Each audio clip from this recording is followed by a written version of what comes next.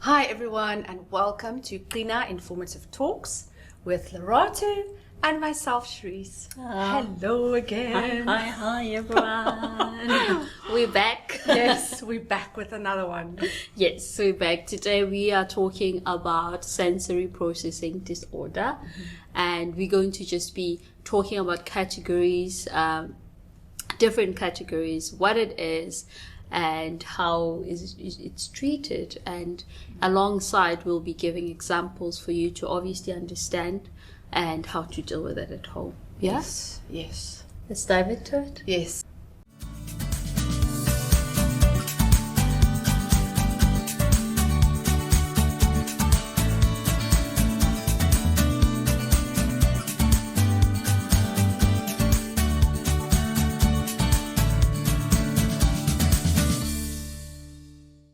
What is sensory processing disorder? So it's the way that our central nervous system of our body receives messages from all our senses and uses that information for our fine motor, gross motor, and also behavioral responses. So typically we have 5 senses, right? Yeah. Which everybody is aware of, which is the auditory, visual, tactile, smell, and what's the other one I'm missing? Sight. Thank you. It is sight. But there are a few that I think are quite important as well that hasn't been mentioned, and occupational therapies will know about these terminologies, and it's called vestibular, which is more body movement and balance, and there's proprioception, which has to do with the direction and the position and forces that we use, and interoception, which is internal, what's happening internally, being able to feel whether you're getting hungry. So it's all internal things that take place. Yeah. And also there are different severity on it, Yes. which is, it varies from person to person. So someone can have multiples, or someone can have one sensory disorder. Yeah. So most probably maybe tactile, which is sense of touch, and auditory, which is hearing. And both of them, they have the sensory disorder, or it's just only one, which is vestibular. So the severity really differs, and we have to understand that it's all linked to the central nervous system. So it's something that we can't really say it's caused by this or that at this stage, although there are a lot of research and theories that are coming up. But for now, it's just safe for us to just say that it's more of the central nervous system, and even the severity, they differ from child to child. Yes, and the thing is, we're born with senses, right? Yeah. It's not like something happened and now all of a sudden we have senses. So we're born with the senses. Yes. And like you just mentioned, it's the severity. Like we all have sight, smell, hearing, and taste. So each one's level of severity just differs. Like, do we have one that's over responsive, one that's under responsive? And that's what we're going to talk about now in the next line, about the different categories of the senses that you get when it comes to sensory processing. And how the categories work is, the first one is called sensory modulation disorder. And under sensory modulation, there's 3 subtypes, I call it subtypes. But one is over-responsive, under-responsive, and sensory seeking or craving. So we're going to go a little bit more into that so that we can explain and give you guys a better picture of what that means. Yeah. So in sensory modulation disorder, the first one is the sensory over-responsive. Over-responsive. Sorry about that.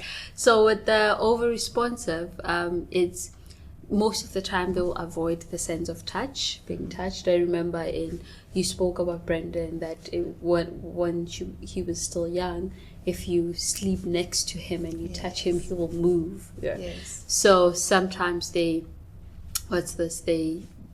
over responsive, or with the sense of touch, avoid messy play, that they'll just cry. If you give them paint, some of them, they'll just scream and have a huge meltdown because they don't want to touch the paint. Avoid light, which is visual, and auditory, again, large crowds. They just, in the mall with a lot of people, noise, you just see them closing their ears, or even in the classroom when it's too noisy. Some of them, they'll just hide under the table and close their ears because it's too much for them, and it's over responsive. And the other one is over avoiding moving and being moved. So just touching them a bit for them to move or walk, that could also just start a big tantrum. That's it. And the signs for these kids is usually they would avoid any kind of auditory, anything that they feel sensitive about. So they're very sensitive. They have sensitive hearing, they'll have sensitive tactile things. They would completely avoid any of the situations that make them feel uncomfortable. Yeah, that's true. And so under-responsive? So the under-responsive is the complete opposite. So these under-responsive children, they are completely unaware of whether their face or their hands are messy or have crumbs or peanut butter all over their face. They're completely unaware of it, and it doesn't bother them. Yeah. They're unaware of people touching them. They're unaware of specific movements happening with their bodies. They don't usually notice how things feel, like texture-wise, or how heavy something is. And they often drop objects. And they're completely unaware of falling as well. So it's a complete opposite of the over-responsive child. And then the third one under the sensory modulation disorder is the sensory seeking or craving part. That's when they're the ones that if you put paint on the floor and you're going to paint a big poster, they'll be the first ones to roll in it. They'll be the first ones to get messy, and the whole place will be painted full of messy stuff. Paint their face instead of painting the face. And they'll just be in the zone. So that's usually, it's very self-explanatory. Sensory seeking, they're seeking that either whether it's a touch, whether it's a sound. Sometimes you'll find kids sitting going, ma, ma, ma, ma, a constant sound. It's an auditory seeking. They seek that sound the whole time. Or they'll sing out loud, so there's the auditory, there's the sensory, the vestibular one, where they're seeking spinning, upside down, rolling positions. There's the one where, also tactile, where kids are eating inedible objects. My oldest one is like that. He likes, he would eat his shirt. Yeah, when he doesn't even realize when he's doing it. So a lot of the times I have to throw away shirts because it's got holes in them. So eating inedible objects, they often bump into things or into people, and people would think that that's being purposefully, but it's not. It's a sensory seeking thing when they bump into things. Or it could be a child that fidgets with a whole bunch of stuff, or they're usually known as the risk takers. They look like the little daredevils that want to try all the adrenaline things, So that's the third one under sensory modulation disorder. Yeah. And then right now we're going to be touching the discrimination disorder. Yes. And this one, we touched a bit on under-responsive one when you spoke that they don't it how things feel sometimes. It's very similar. Yeah, yes. It is similar. So it talks about the central nervous system inaccurate processing information. Therefore, it cannot use the information purposefully to adapt an appropriate response to what they are doing. So they have difficulties of identifying qualities of stimuli and differentiating between the stimuli. So sometimes it's the misgauging of the force that they have to exert at that time, whether they're pushing or they're pulling something, or they're picking it up or they're throwing it down. So they basically would have a difficulties of exerting themselves or using their force in that. So thinking of it as a broken gauge, so it doesn't really know whether it's doing too much or too little, or something's too hard or too soft. So it's sort of like the gauge that's misguided, kind of. Yeah, that's true. So it's too much force, too much. It's either they go fast or slow whenever they're active.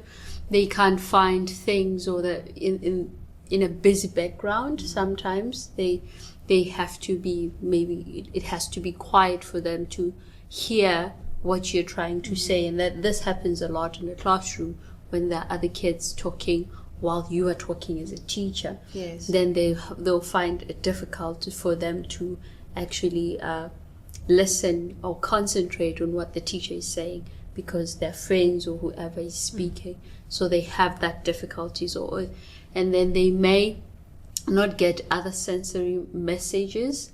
So at that time where they have to have that, I would say, exerting that force and all of that, they would have that difficulties, and relate to others successfully, how soft and how hard it could be.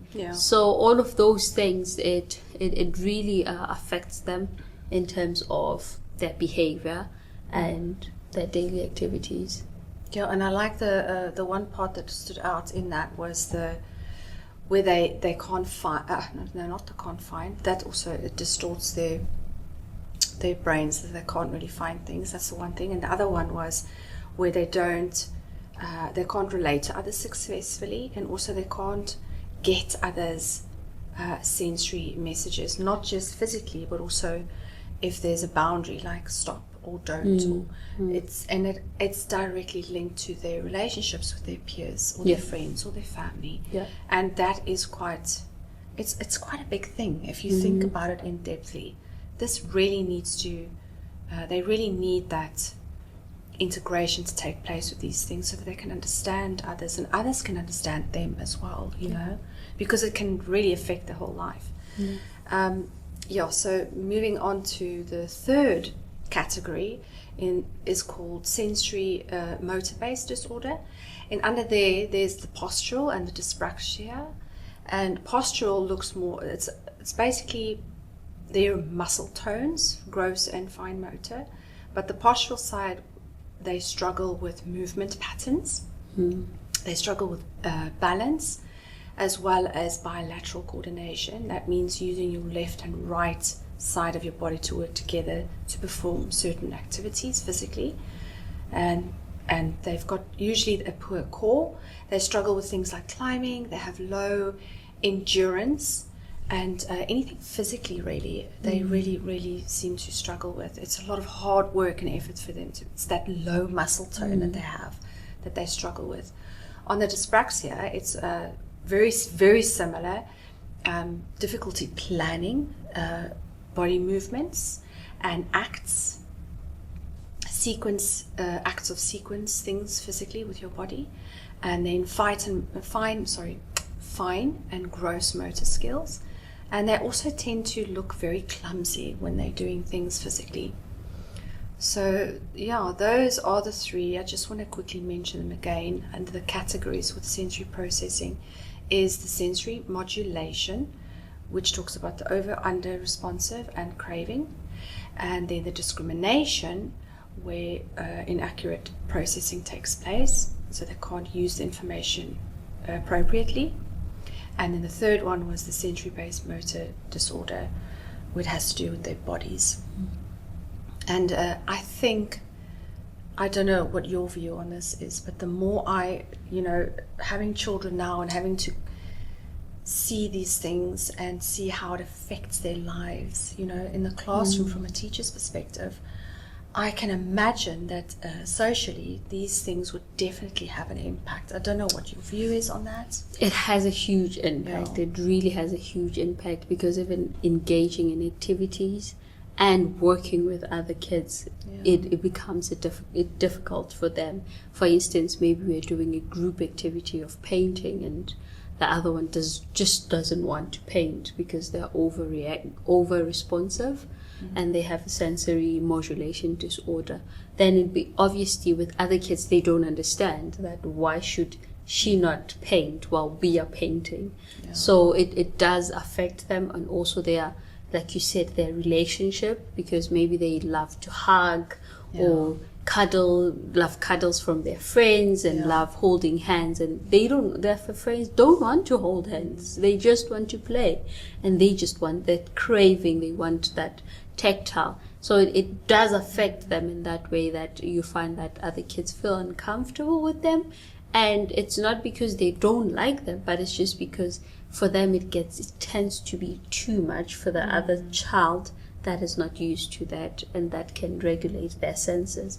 And also with their studies, the academics, it does affect their academics, because for instance, if they have dyspraxia and they can't plan, they can't organize, and also with their muscle tone, which is postural, they can't write, or maybe they can't use Play-Doh, all of those things, then it does affect them in terms of their academics and in terms of learning.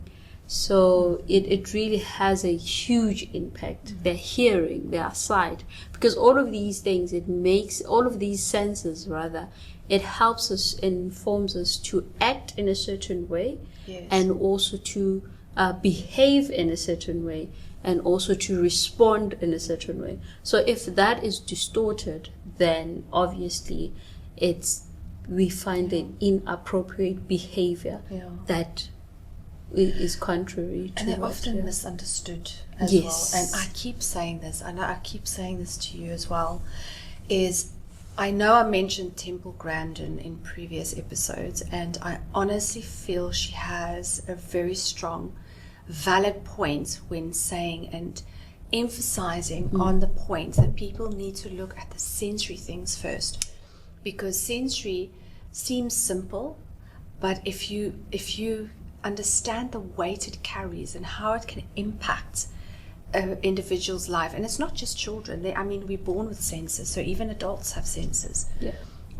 So it's just a matter of how high or how low your senses are and which one. And I really think there's not enough emphasis and there's not enough explained when it comes to the sensory stuff. And I feel a lot of things could be eliminated if we just focus on the sensory integrations of where there's lacking or not, you know. And again, the severities of, or you could have one or multiple ones. It really, really is important. And to give you a little bit more weight to go with that, the effects it has on an individual life is quite eye-opening if you listen to the next lines. It's really interesting. We'll be reading from this book, Out of Sync, Child Has Fun. It's really a good book. Carol Kranovitz, she is an amazing author. I would highly recommend reading her books to get more clarity and more background and information about sensory processing. She's even got activities in this book on each different sensory sense that you could use activities for. Say if you need something on tactile, visual, road perception, or any one of them, she's got lovely activities that you could use for all of them. Sorry. So shall we read? Yes. The effects. So now we're going to be talking about the things that really affect the effects that it have when you have sensory processing disorder. So the first one will be academic skills, which is we mentioned, attention, auditory discrimination, which is also an important one because of if a child sits in the class, just to give a quick example, and there's not auditory discrimination or integration, then they don't understand the instructions that are given to them. You know, it's quite a big one. It is the big one. And also just the fact that they could hear different sounds, discriminate from different sounds, because that's important. An alarm with maybe hearing a song in and out. All of those things, you might take it lightly because you can discriminate, but for them, they sometimes can't discriminate all of that. And balance, which is quite important. Also, we know how balancing is quite important in daily activities, like for instance when they're playing football, even when they're writing, even when they're sitting, you need to have balance all the time, and it touches to your core most of the time, because your core is the most important muscle that helps us to obviously move our bodies throughout the day. And then bilateral coordination, also important if they have to coordinate from the middle in all the time, even with your hands, just writing from right to left. Oh yes, crossing that midline. Midline, using both, yes. sides of your body. So it does affect them a lot. Body awareness, which is spatial awareness most of the time. They're always in your space. Yeah. Unintentional. And also knowing their own, if you look at the discrimination where they can't when they don't realize something's hurting, like they very clumsy, they don't feel when they fall. It'll be that child that fell and it's got scabs everywhere, and the child will get up and carry on, no tears, nothing. So that's actually not good. Yeah.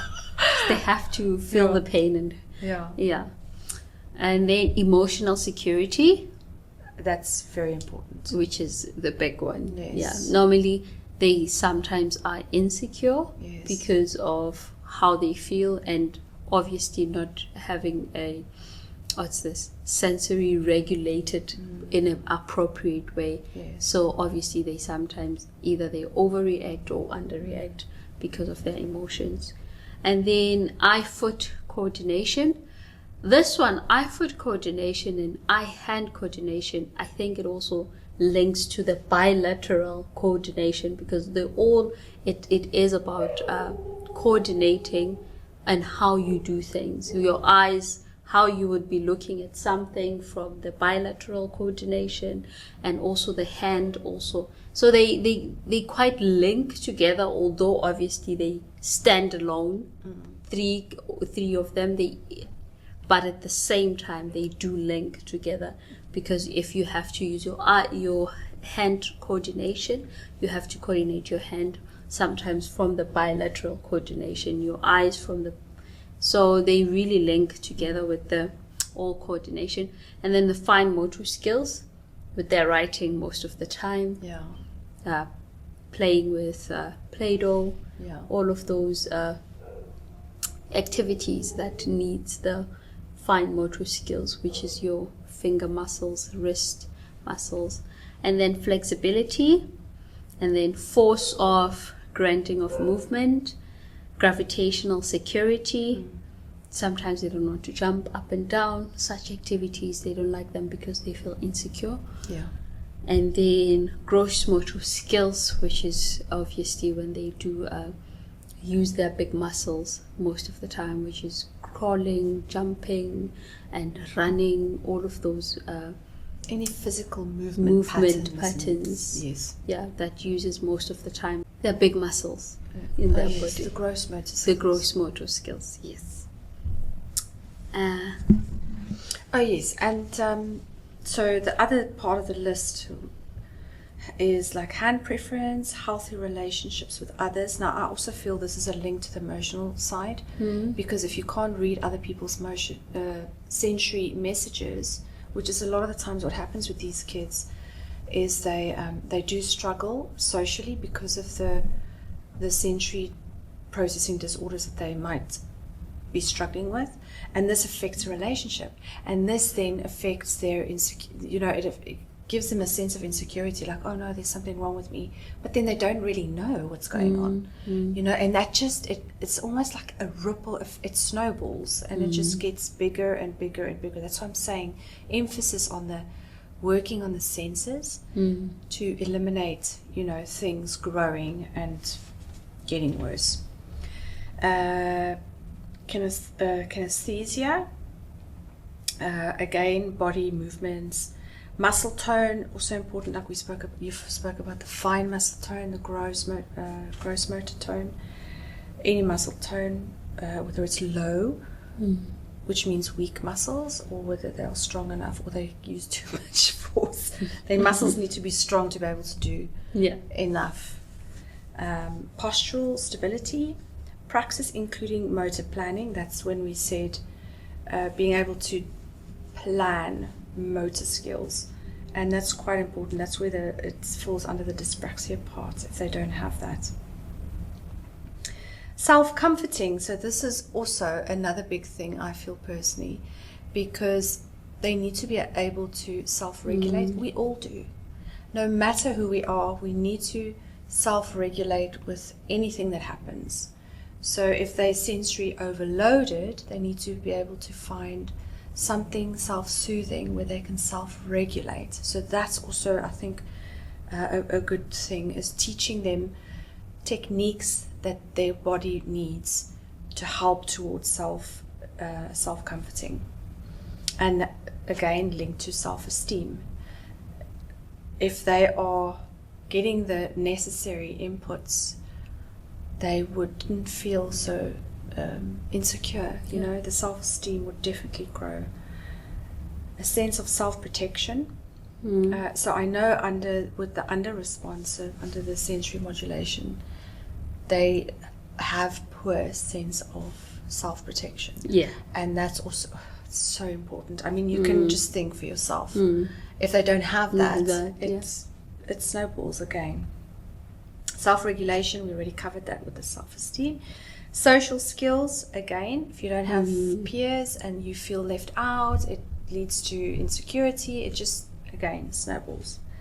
Speech and language skills, again, linked to insecurity, because if you can't speak and your peers speak better than you, or you can't get the words out quick enough, or your processing is slow, and it also links to, again, that whole insecurity and self-esteem.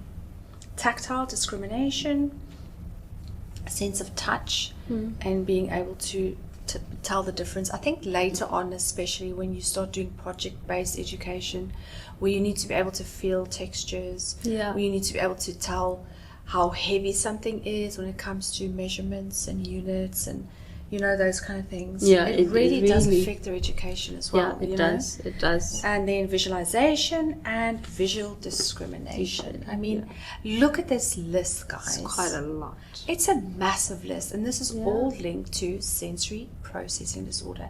I just feel we need to take a moment and just, even if you have to re-listen to this all and just list them yourself to give yourself a visual of how this could, you know, this is a list of how it could affect any individual if these integrations really don't take place. And it's really important that, especially for the little ones, the sooner you start, the better. And you can see where there's something that needs attention, the better for that individual in the long run. Yeah, that's true. It's easier to guide a little one than it is fixing an adult.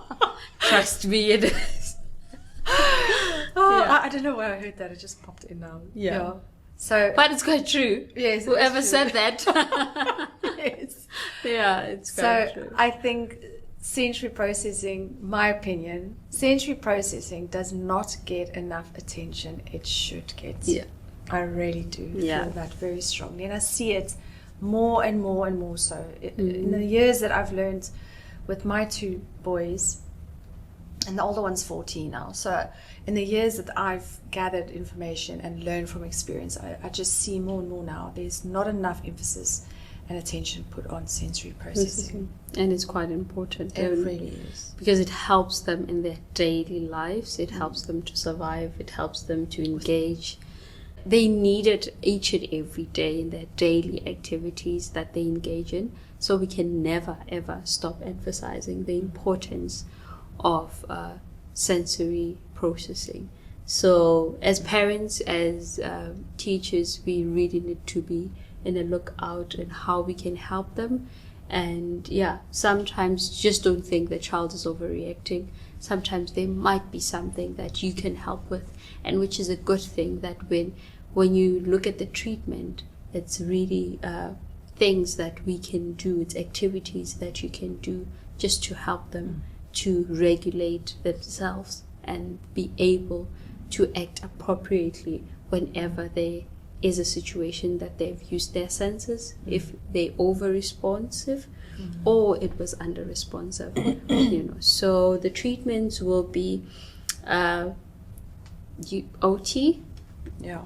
We always recommend OT, and OT is just the best. I promise you, occupational therapy has done wonders. Yeah. It really, really, I can't put enough emphasis on that. It really helps a lot. Yeah. And you usually, and like I said, the book that we mentioned from Carol Kranovitz has a lot of things you can use at home, and you don't need to buy extra tools. They'll use home-based things that you can use. You know, they suggest home-based things. Yeah, and it already has activities. So something before we move on to the rest of the treatments, I just wanted to point out, you mentioned the self-regulation part, which I feel is really important. We also spoke about it before the episode, and pointing out that emotional intelligence is a lot more important, I feel, than IQ. Because I feel once EQ is sorted, IQ will automatically fall into place. Whereas if you're missing or you're lacking with emotional intelligence, then there's IQ will definitely not happen. You know, it's going to be very difficult. So teaching children self-regulation techniques is very, very good. I find from my experience it has helped so much, because they can voice then how they're feeling and what their bodies need, creating that body awareness of, I need to go and jump. I'm talking kids levels now. So I need my body, I need to keep moving because I can't sit still. My body needs to go and jump on a ball or jump on a trampoline. Or making them aware of their bodies and what their bodies need. And self-regulation has been a lifesaver for my boys. They know exactly, and I love that they could do that. I really love that they could do that. So occupational therapy can also help you with things like that for the treatment. It really helps. And just as you're talking, I just remember that it's also important for us as adults for self-regulating, and it starts at the earlier age. So if kids can be able to regulate themselves while they're still young, self-comforting, then when you're older, if you can understand your body, understand your emotions, that okay, right now I'm anxious, I need to calm down, I need to relax, I need to think what's going on, what made me anxious, what have I been thinking about, let me rethink it. Okay, it's something in the future, can I do something about it? No, I can't. This, and then you tick the box, and then you regulate yourself, and then you start feeling yourself feeling better. That is so important. And that's EQ. Right? Exactly. And that's what I just wanted to tell you. I'll brag a little bit as a mom. Yes. We are allowed. It really, really helps. I have to share it. It's, like I know with my children, if it does become too much and the day is overwhelming in school, there are the brushing techniques, which helps with the tactile part. There's the swing that we have in their rooms each, which helps with vestibular stimulation. And we have, I wrap them in a blanket, and we use a big gym ball, and I use my body weight and the pressure to roll the ball onto his body. And those are all techniques that helps him with the sensory processing. It helps with that stimulation, but it also helps him self-regulate. It really gives him a calming effect. And I see it. He comes to me and he'll say, Mom, I need my brush. Have you seen my brush? Mom, can you please roll me in a blanket and squash me with the ball? You know, so he comes to me and he asks, I need this now. I need this now. And the minute that happens, it's from stress look to I just came out of a spa. It really makes a massive difference. And it starts from even like putting them to bed while they're still toddlers, while they're still infant. That it starts from their self-regulating when they wake up in the middle of the night and then they go back to sleep after a cry or so. Those are all self-regulation that we take for granted sometimes. Like, oh, she just woke up, and then you think that sometimes just let them lie there in the bed, let them soothe themselves and go back to sleep. That is so important, because sometimes as parents we're always there to help. It's good, however, we have to understand that as they grow, toddlers, infant, and even adults, as we grow, we need to have self-regulation. That's very and important. It comes from within. And if we understand ourselves from within, which is the EQ, then it's very important. Then we'll be able to regulate ourselves and act appropriately according to the stimuli or for how we are feeling from the inside. Yes. Yeah. And then speech therapy. Yes, sorry. The next treatment, apart from occupational therapy, speech therapy. Yeah, occupational therapy works mainly with the sensory stuff, but there are other ways, other treatments you can follow. And there are also other 2 research-based programs, which is the other one is SET, which is a research-based education module for autism. It also deals with sensory processing disorder. And the DIR, which is development in individual difference relationships. So you can check that out. It really helps with sensory processing disorder. Yeah. So yes, that's there's quite a few things to choose from. Yeah. I hope this was really informative, because I found if I knew this many moons back, it would have helped me so much quicker. Yeah. So I really hoped that this helps those parents and teachers and other professionals out there. Yeah. And we'll put everything in the Description. below. Yeah.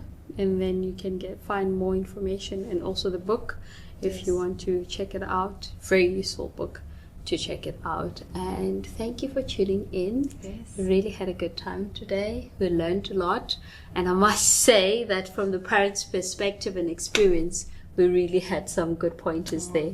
Thank you so much. Your experience really every day just blows my mind. I love that we can do this from the parent and teacher, because it's 2 completely different sides, and I really love that we can do that. Yeah. So thank you for your input as well, and sharing your stories as well. Look at her changing the trying to be all okay, let's wrap it up now. Thank you so much for tuning in, and see you on the next episode.